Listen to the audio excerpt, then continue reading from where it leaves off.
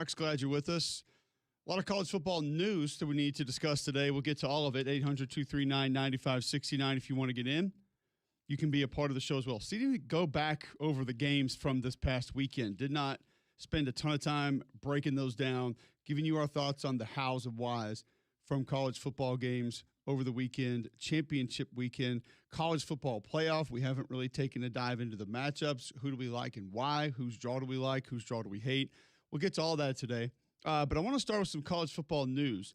A college football playoff team, the Ole Miss Rebels, Greg, are going to get tight end coach Joe Cox, wide receiver coach George McDonald, assistant quarterback coach Dave Stevens, slot wide receiver coach Sawyer Jordan back for the playoff run. I think on its surface, a lot of people would say, oh, yeah, great, good. For me, it comes with questions as to what the real reaction is going to be and how exactly that's going to work. I don't know exactly what the situation is. We're going to have Ben Garrett on at 9:20 today to discuss it. Hopefully give us a little bit more insight as to how this happened, what this means for the future. But for now, I'll just say I guess it's good that they've got him back, but don't know exactly what that's going to mean. Well, I mean, I'm looking at it exclusively right now. Whether I should or shouldn't, I probably should be looking about it and thinking about it for the future. But what I think about is this is the right thing to do. If it's Lane Kiffin's choice, if it's their choice, this is the right thing to do to give them the best chance. Frankly, how involved is the head coach? The head coach honestly means very little outside of clock management on game day. So him being gone is not that big of a difference. But the assistant coaches, coaching the individual position groups, the coordinators, those are the guys that matter most on game day, by far. Monday through Friday, setting the roster, calling the shots, all that stuff's great for the head coach, but on game day, not as big a difference. Outside of the occasional onside kick that you call or the fake punt that you green light, whatever. So I think it's great. I want Ole Miss to have the best chance possible, and them returning now that the season is calming down, I think, and the wild season is calming down, I think it's the right thing to do. You don't think this could be any sort of disruption with, hey, why'd you guys leave us? Now you want to come back? Are you going to be here next year? No distractions on top of that, in your opinion? You think he's going in? That's like he's fishing for him. He's going back to make sure. Hey, I want to make sure that I maintain this relationship so that we can go and get him and send him to LSU. I honestly don't know. I don't think that actually didn't cross my mind. But no, just I meant more from a player's perspective of, they feel like they turned their back on him, and now you're going to come coach me for the playoffs again. Like you left, now you're back. Like I'm anxious to get more details on how this is going to operate and exactly what this is going to mean. I think it's good that they're going to be there for the kids. As far as giving them the best chance, I would agree with that because what are you going to go plug in some GAs or something to coach positions in the college football playoff? But on the flip side of that, it's kind of like, all right, we know you left. You didn't want to be here, and now you're coming back just so you can get a ring? Nah, we're good. We'll get the ring on our own. I don't know. And I'm not saying it's that. Maybe there was the situation we know was complicated with a couple of those guys as far as how they left. I know the Charlie Weiss Jr. thing that the school's working to actually keep him past this season. I think there's a chance they can make that happen. But I don't know. I'm just interested to get more context because for me, I was skeptical when I first heard it, and I don't know all the details around it, so won't pretend like I do. But I do think that it could be something where the players are looking at it like a little bit of side eye, the entire college football playoff. Well, in fairness, it is a pretty big about face. I mean, it's a pretty significant change, is it not, from what we had heard, what we had assumed, to what is now the case. I mean, it sounded like it was going to be a clean break. Hey, they're out. They're gone. See ya. Now it's the complete opposite. The entire staff's there with the exception of one guy. So it is a little different. I do understand why people kind of are skeptical. I don't think there's anything wrong with being skeptical. This whole situation's been weird. It's like a bad divorce with a girl on the side. That's what it feels like the whole time. So it's been very strange. It's been very odd. So I can understand why people probably... The first thing that came to mind with this deal is, I wonder if he's going back and Lane's greenlit it because he wants some of those guys on that team. Is that bad? That's where my head went first. No, I mean it's reality of where we are. I don't know. It's the inner skeptic, I suppose. But either way, it's worth acknowledging. It's worth noting, and it's worth observing that it's very strange. That's all it is. But it's the right thing to do. As long as those guys aren't out there to be Manchurian candidates, it's the right thing to do. Yeah, as long as the players want it. But, that's kind of what we don't know. We don't know exactly what they want or how they want to view it. Wouldn't you want it if you were a player? Not if they had already left. I don't think I would have. No. Once you walk out that door, I'd have said, don't come back. Yeah, I want to feel as comfortable as I can leading up to the biggest game I'm ever going to play. You're also talking to 19, 20-year-old me. That's very different.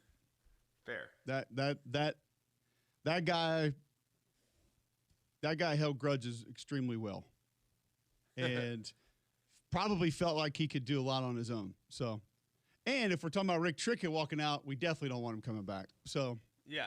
We'll take whatever GA you got, and we'll figure it out from there. We don't need 1,500 up downs a day. We're good. Let's go through the entire plan through the sleds one more time after practice. Get your pump in the corner. That would be one disadvantage. Cole. No pumps in the corner before game day. Cole, Tulane, you're Ole Miss. That would have worked. Get your pump. That would have worked. I could see that on the whiteboard. That would have been our philosophy heading in. Tulane has a new head coach, by the way. Will Hall, former Southern Miss head coach, pass game coordinator for the Green Wave this past season, is going to be named head coach. I am a little surprised by this, Greg, based on some of the other names we were hearing. Yeah. Because there were some big names, in my opinion, that were involved in this coaching search. Will Hall, I think he's a great guy. He is a coach to the core, coaching his DNA, dad, longtime coach. He gets it, knows the geography extremely well, but was not overly successful at Southern Miss, and that's a tough place to be successful, which is why Memphis just got them a heck of a coach, by the way. We'll get to that in a moment. But a little surprised when you hear Blake Baker's name, when you hear Ed Orgeron's name, you heard some big names involved in this coaching search. It feels like a little bit of a settle, but obviously Will Hall's been there, knows that administration, has a chance to keep a lot of it together, and this is the direction they decide to go. I thought they were getting Charles Huff. That was done. That's the name I had heard from the beginning. It was a done deal. It had been done for a couple weeks. And then, sure enough, he takes Memphis, which, hey, that's a great coup for Memphis. And I'm sure it came down to NIL availability.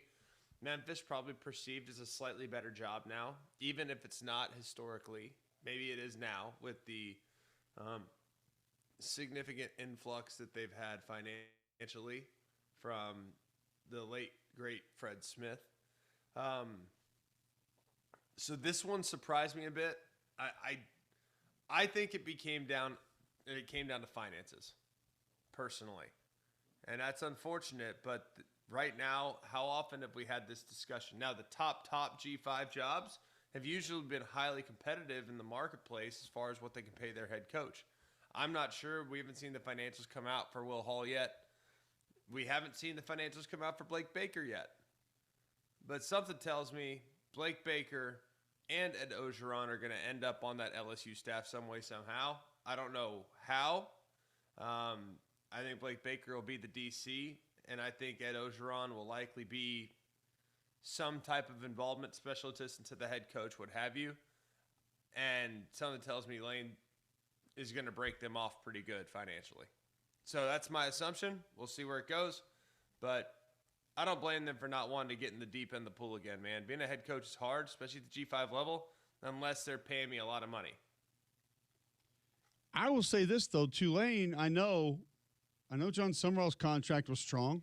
I know some of the things they did around the facility for him financially were ahead of where a lot of the other G5 schools are. So I do think that financially they're ahead of the curve for a lot of those. But either way, I look at that situation as one that you can win there. It's been proven, and it's not just because of exactly where it is. I do think that helps, but I think that administration's behind it. What they've done with the stadium, what they've done with facilities, what they've done through NIL. I do think that they're trying to make that a little bit better than some of the folks that they're competing with on a regular basis. Sure. So that's one that we got going. Will Hall is going to be the head coach at Tulane. A couple of other coaching news matters that we need to discuss right here off the gate. Tennessee has fired defensive coordinator Tim Banks.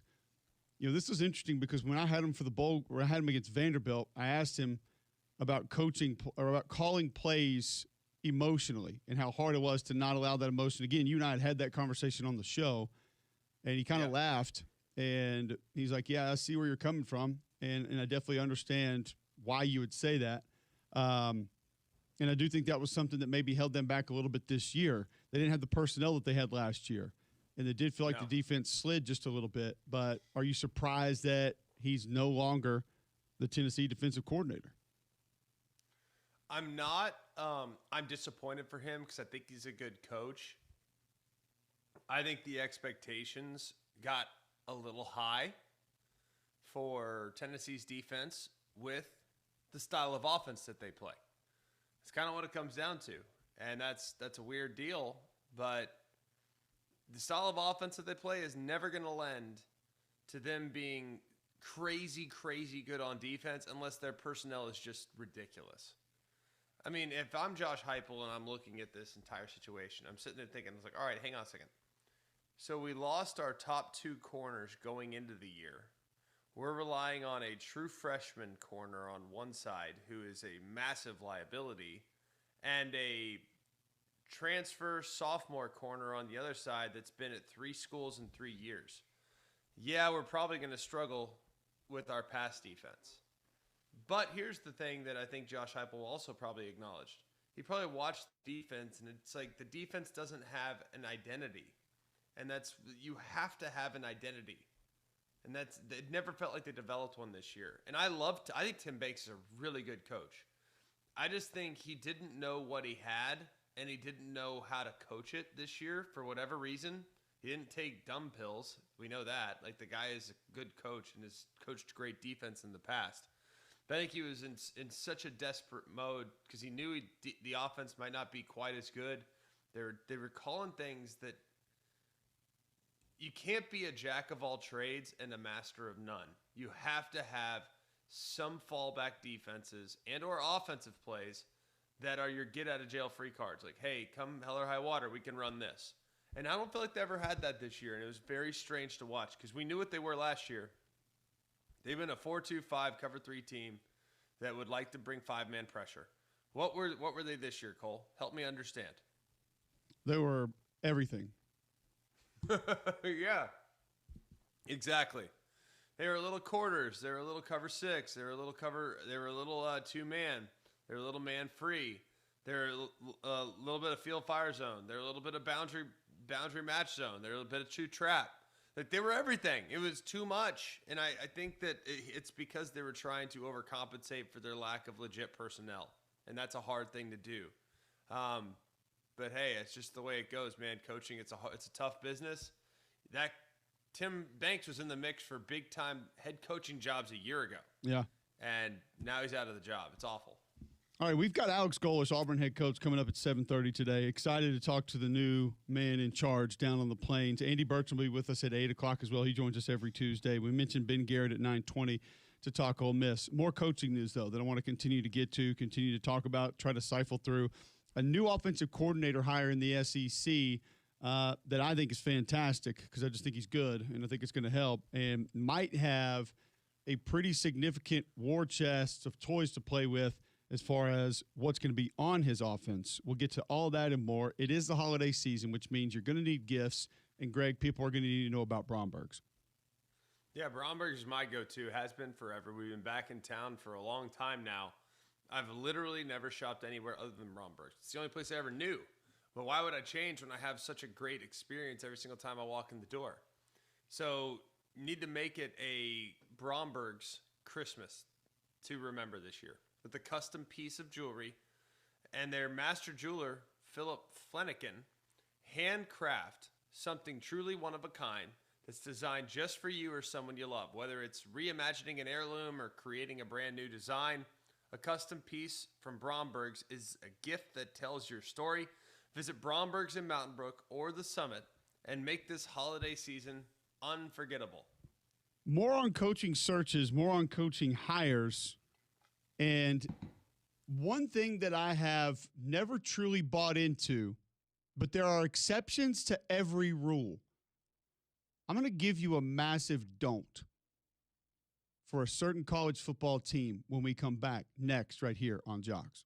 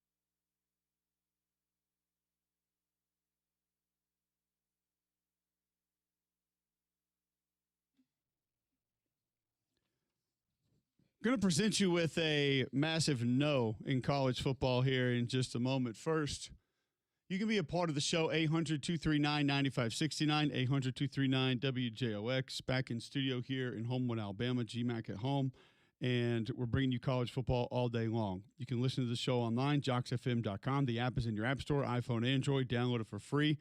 Always listen on the go that way. Tell your home smart speaker to enable the Jocks skill. Todd would like to catch up with us on Alabama this morning. Todd, what's on your mind? Hey, good morning. Just want to talk to you about, you remember Steve Spurrier's zone? The receivers would go to the zone. I think with the blitzing of the Oklahomas and the Georgias and what the Jerry and the Menard or Ryan Williams could read the blitz and they could go where the blitzers came from, and I think we'd run out of the stadium. What do you think? We've talked about before throwing into pressure, and there are a lot of quarterbacks that see it quickly and can do that. Some of that, Greg, depends on what you have called. You can't throw right into pressure if you don't have necessarily a route there or even a receiver there. So sometimes you sort of take what you can get, but if that's advantageous and that's set up that way, then sure. I think that's one thing that can happen. You saw a couple of checkdowns happen that way against Georgia, or quick routes to the tight ends or the running backs that work that way, but you're not always going to have it set up to that extent.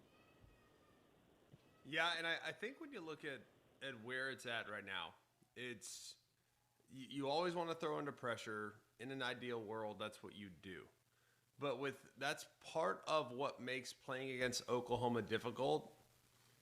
Guys, it's part of what makes Oklahoma difficult because they know where they're blitzing from, and they do it better than anybody, covering up where the players are blitzing from. And it's almost, yes, against most schemes, that's what you do. So, yes, as a quarterback, you are trained, hey, I throw into pressure, I throw into pressure, I throw into pressure. Attack the zones that they just voided. But Oklahoma does such a good job of almost overcompensating for those zones that you almost have to train yourself to, like, throw away from pressure. It's a weird – that's why nobody plays well against them. Like, everybody is just killing Ty and, and it's supposed to be this, it's supposed to be that. I went through a bit of a slump there at one point. I remember it vividly. And guess who I was playing against? Who's that? South Carolina, who had, Stephon Gilmore and all these unbelievable dudes, and then followed by Monty Kiffin. There was like a 3-game slump where I just did not play well. And it's because I was seeing ghosts. And it was all because I just couldn't quite process it fast enough as a first-year starter. Second year, never had that problem. Played really well throughout when I was asked to play well, because I knew how to, all right, don't worry about that. Let's move on to this next game. And I think that's what Ty's going through right now, because if you look at the quality of the defenses that he's played this year, just across the board, do you realize that the last 5 Power 4 defenses he's played against number 1, which is Oklahoma when it comes to sacks, pressuring the quarterback, all this other stuff. But if you just look at overall defensive numbers, their numbers, the teams that they've played the last handful of weeks, nobody's better than them. Nobody. And it's kind of ridiculous that people are just absolutely killing this guy. Because, all right, so if you take out some of the teams that, like the James Madison, San Diego State, Toledo, those are the top, but here we go. You got 7 is Oklahoma, 8 is Missouri, which I think Missouri is a handful. Georgia is 17, but in the last 5 weeks, how much different are they? Very different, right? LSU is 23, and we're not even on the pass defenses right now. Auburn's 29. If you look at the pass defenses, these numbers are ridiculous. So I think the big thing for Ty is not to just overthink it. It's just we need to build in some answers for him. We need to find some easy completions for him. We need to move the pocket some. When I was struggling, we put in a couple half rollouts. We had a handful of them, actually, against LSU that year in 2009. And it was great. Cut the field in half, changed the launch point, and I was a good thrower on the run. So, that, to me, let's get some of that in there and kind of eliminate some of the happy feet and eliminate some of the concerns. So, a lot of ways you can go about it, a lot of ways that it can happen. And some has to do with the protection. You keeping extra bodies in that could be out on a route and could give you those quick options to be able to get rid of the football. A lot of ways to handle it, but I don't think that there's just one answer, especially when you're facing a team like Oklahoma, Greg, that can give you so many different things from so many different places with so many different personnel groupings defensively of who's going to blitz, who's not, who's going to move, who's not. Mailman has a question on Alabama quarterbacks. Welcome in, Mailman. Hey, what's going on, guys? Hey, real quick, I believe the recipe to beat these teams that are blitzing Alabama is to go back and look at what Spurrier did in the past happy offenses that he had. And what I wanted to ask you guys was, why is it that Alabama, every position on the field has a backup and has somebody ready to come in and play?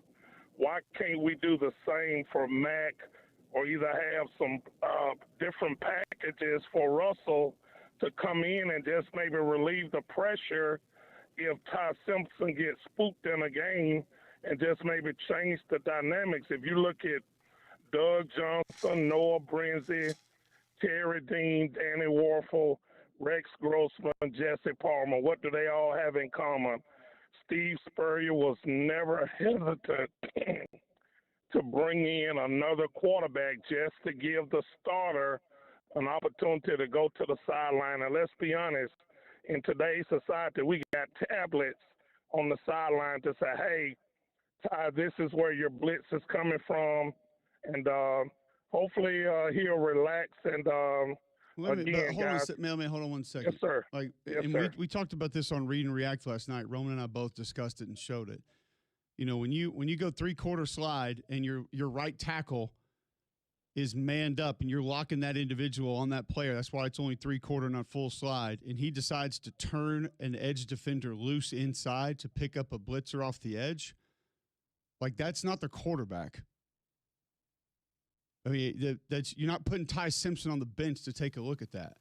Like, when you run a three-man twist inside and the center and guards can't bump it off and pick up the guy that comes right up the middle, like, that's not on him. So I don't know what that would do. And also, all the quarterbacks you named for Spurrier, only two of them I thought were really good. Yeah. So, I mean, that would be another problem that I might have with that. We got to get to a break, though. I'd have a quick hook. I don't think he pulled Warfel during his Heisman year. Like, come on, man. Like, all right, can we stop with this? I'm about to lose. I'm literally about to lose it. Okay, I'm telling you, we got Alex Golesh though. We got Alex Golesh, so you're gonna calm down during the break, and we're gonna talk to the new Auburn head coach next, right here on Jocks.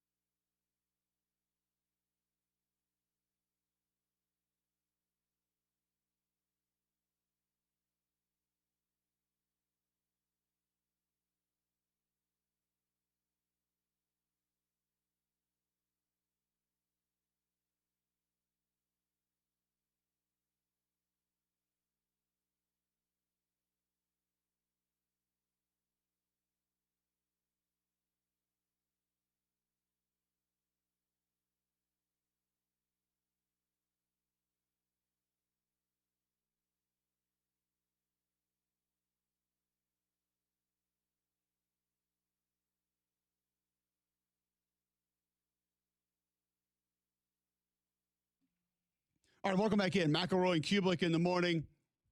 Appreciate you guys tuning in. 7:31 Tuesday, December 9th, right here on Jock's. Going to go right to the Higginbotham hotline now. Welcome in the new head football coach of the Auburn Tigers, Alex Golesh. Glad to have you on, Coach. Excited for this opportunity for you. Just kind of give us your brief description of what it's been like here the first week or so as the Auburn head coach. Man, it's been incredible. Every minute of every day has been tied up with something really important.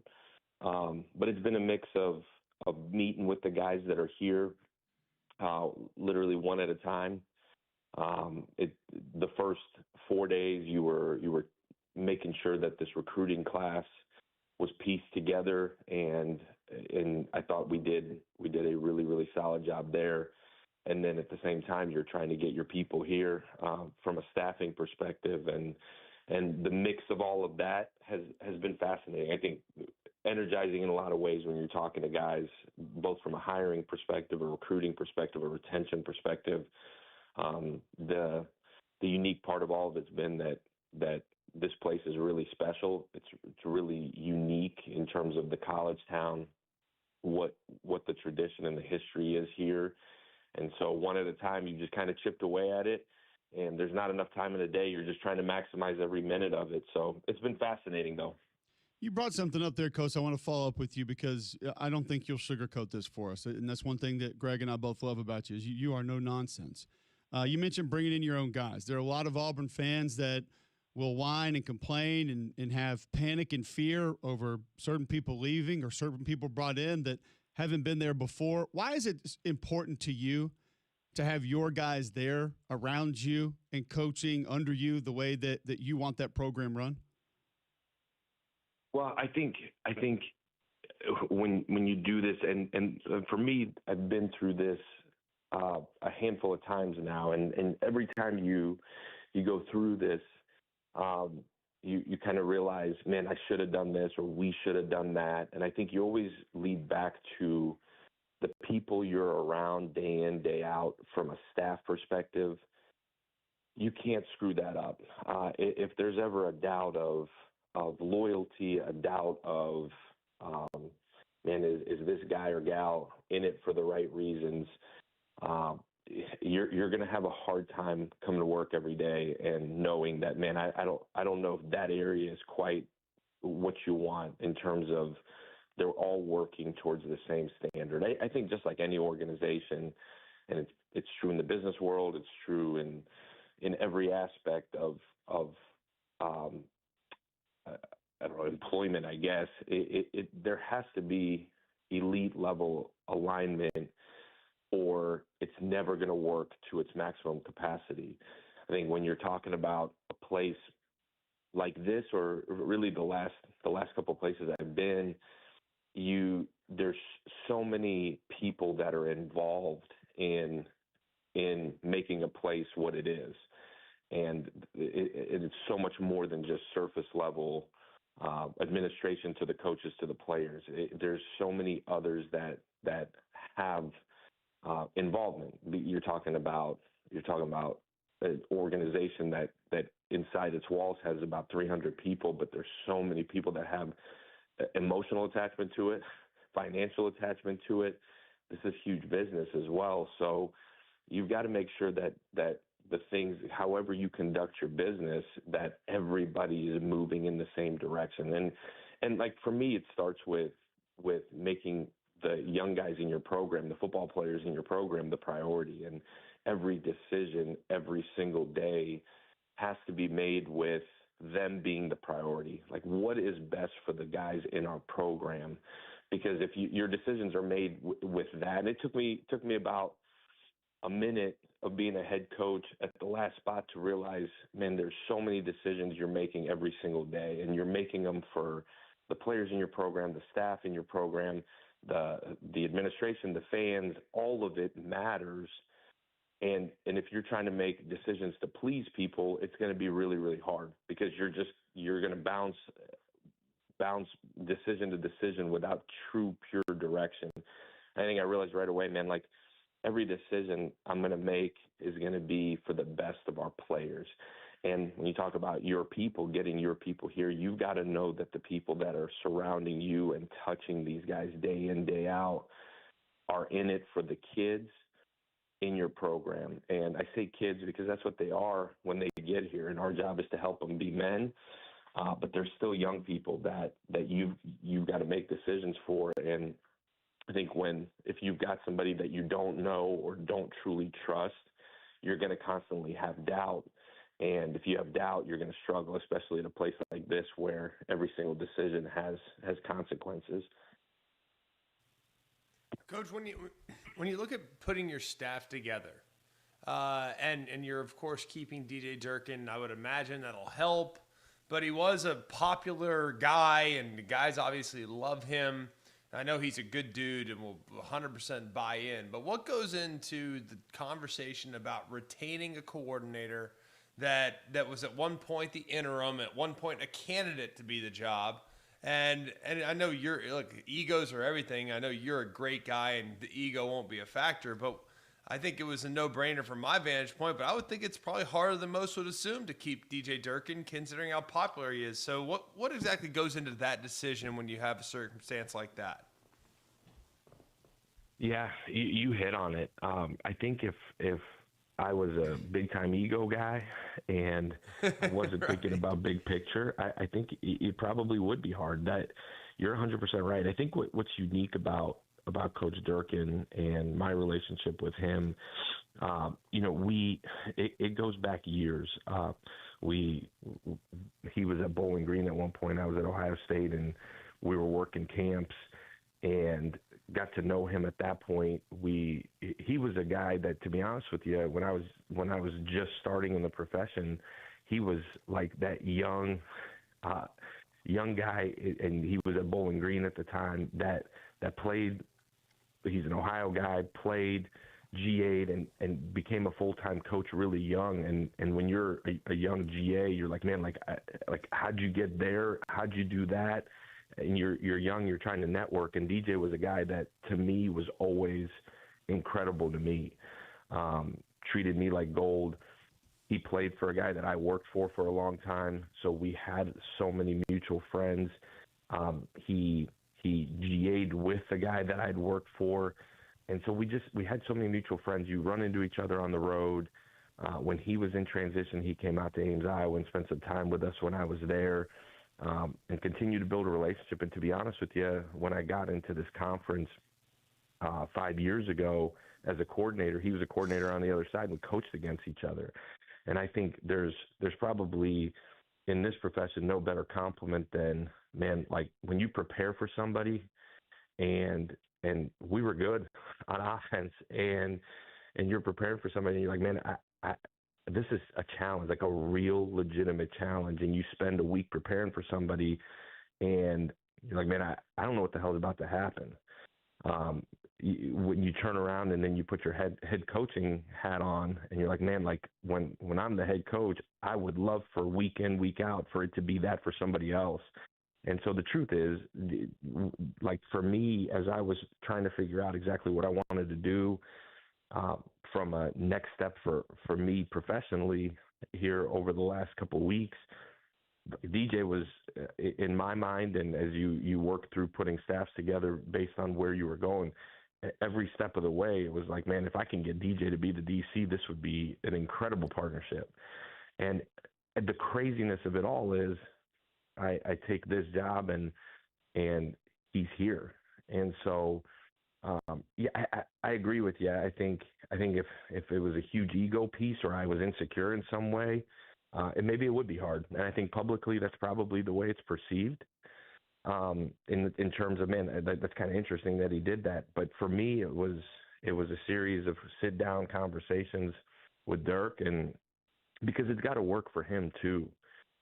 But he's such a pro. He's been through this. He's been a head coach. He's coordinated in this league for so long, and he's a pro. I think just as much as you say ego for me, I think ego for him, and I think there had to be a really good comfort level. And I think going back 20 years, the fact that we've known each other, have so much mutual respect, because just like I was getting ready to play him, he was getting ready to play me.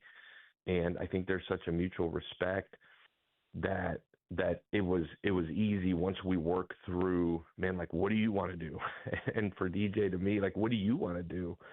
And I think when we work through staffing, stability of what we're doing, how we want to do it, my vision for what the defense is, I think it ended up being a really easy choice for me, because no matter where this was going to land, that phone call was going to DJ either way. And as long as it was going to be able to work here, I think it should be an incredible partnership. But like you said, ego with me, I think you look at DJ in the same breath, like, there's no ego. He wants to be a really good football coach. He wants to have the best defense in the country, wants to be an incredible dad and an incredible husband, which is truly all I want. And so I think it just marries up with the fact that these guys have a relationship with him. Every single one of them respects the heck out of him.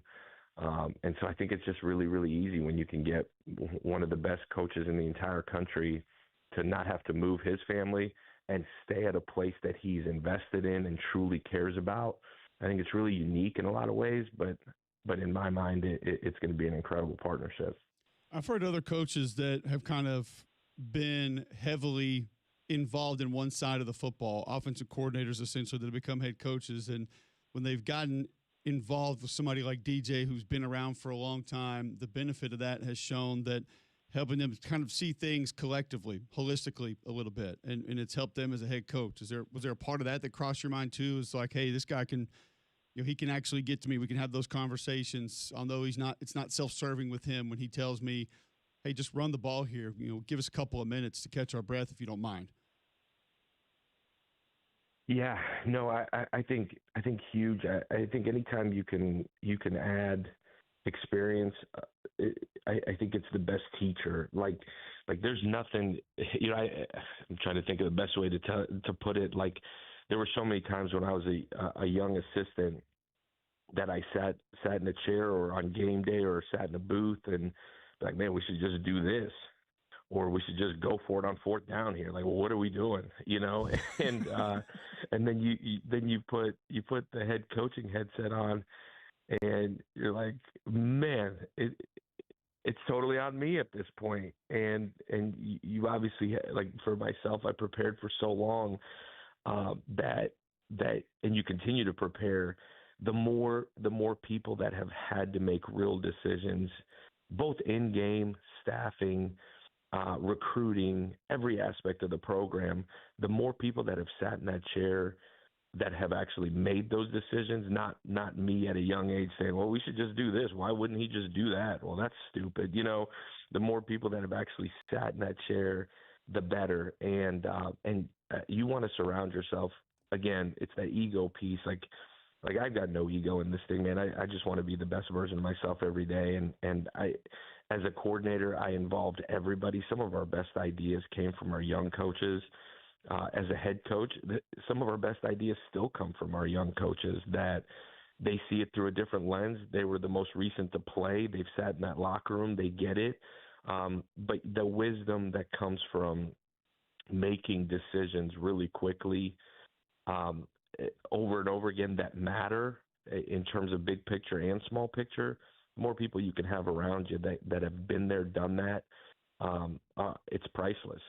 And I've tried to surround myself with veteran guys. I've tried to surround myself with guys that have been head coaches and coordinators. And I think as you see our staff come together here, there's going to be a ton of guys that have had head coaching experience, coordinating experience, both in on-field and off-the-field roles, because I'm smart enough to know I can't do this on my own, and I'm also smart enough to know that the more people that have had experience making real decisions in real time, the better I'm going to be, as long as the end-all cause is to make Auburn football the very best that it can be. Again, I think I go back to if there was a ton of ego involved and this whole thing had to be about me, I think that would be hard to do, but it's never been that way for me. It truly, I truly believe in servant leadership and making it the best experience for these guys that are here, making it the best experience for the staff that's here. And the more people that are highly intelligent, that care about young people, that are elite at their job, I can get into this building, the quicker we're going to get to where we want to go as a program. Coach, last one, and I'm really, really fascinated because I've always viewed the Auburn job as a remarkably attractive job. I've always thought it's a place that you can win. You got great support. You got great everything. You got great fan base. You got access to talent. You're close to Atlanta. You're close to Birmingham. You're in a great spot.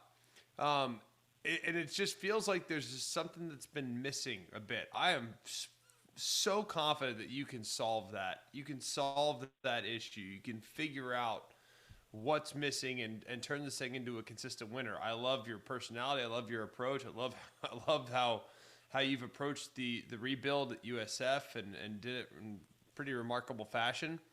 How will you be different, I guess, from a personality standpoint, from an identity standpoint, on the field and off, to kind of get this group over the hump and to find the consistency that this place has lacked for a long time?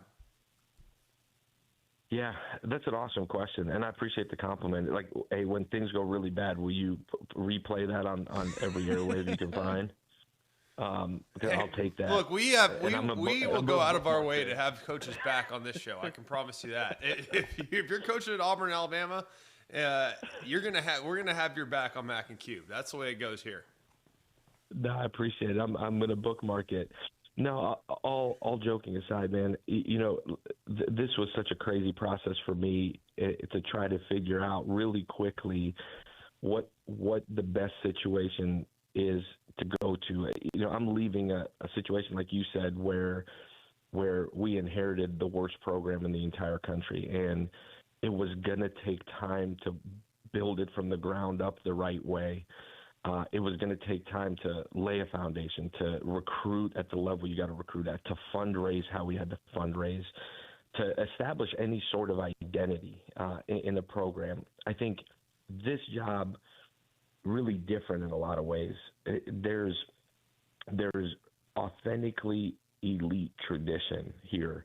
You talk about winning a national title. There's a lot of people that talk about it.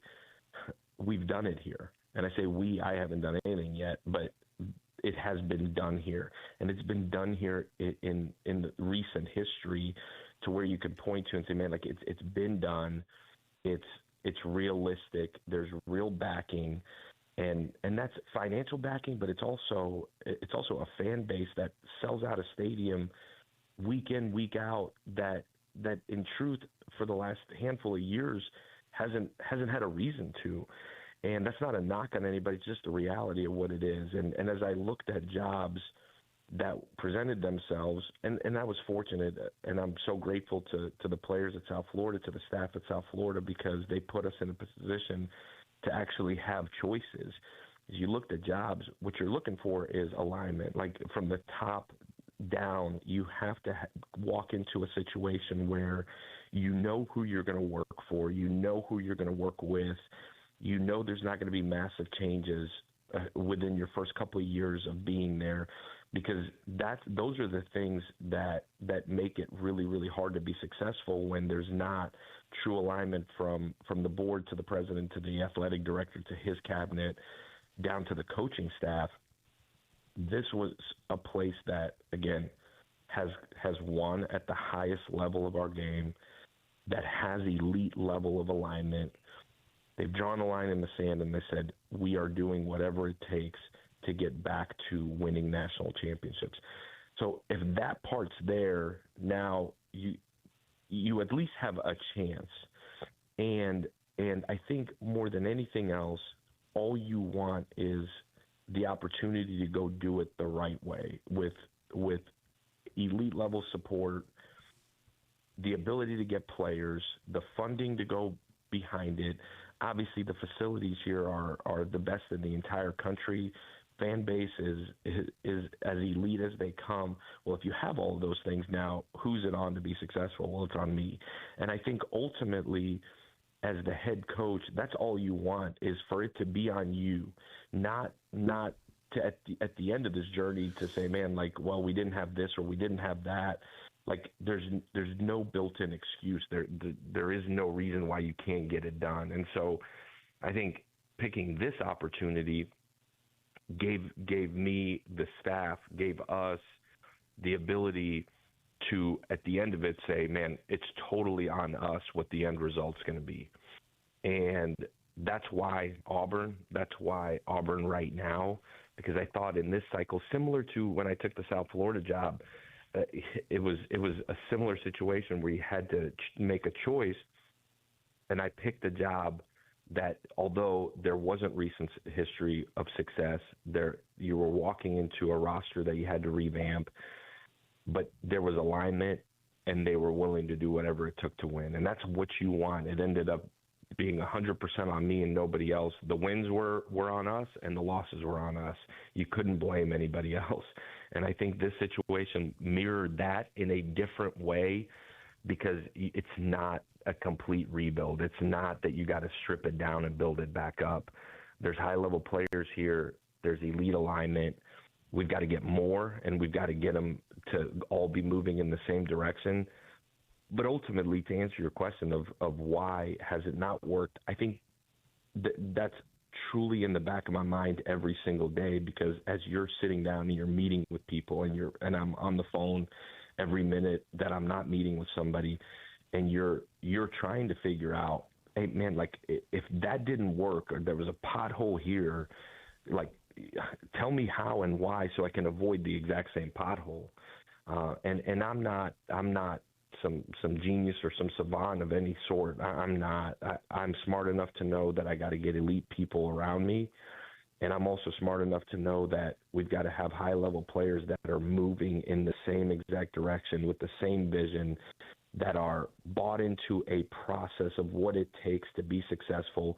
And ultimately, my job is to make sure when we head into every single Saturday that we have an elite level of confidence, and the confidence lies into our process being elite in January, February, March, April, so on. Like, that's what you're relying on. And so when you say, man, like, did you figure out why they didn't have an elite level of success? I'm working through that every single day to avoid it. But ultimately, I've got an elite plan for how to make this happen. The experience that I've had is where my confidence lies in the plan. And you've got to continue to adjust and move as this game changes, as the rules change, like literally every single day. You've got to find ways to, within the rules, figure out ways that you can gain an advantage every single day. And that's what we're working on, literally, as we speak.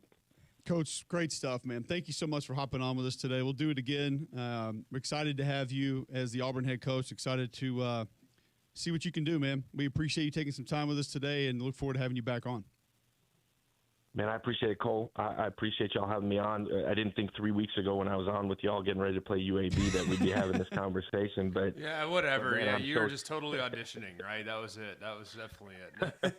But, man, I'm so honored to be here. I'm so honored to represent Auburn, and I'll come on anytime with you guys. I appreciate the heck out of y'all. Thanks, Coach. Life hits you fast. So here we go. War Eagle, man. War Eagle. There you go. Alex Golesh, Auburn head football coach, already making some noise down there on the plains. We'll get to a break, talk more about it next right here on Jocks.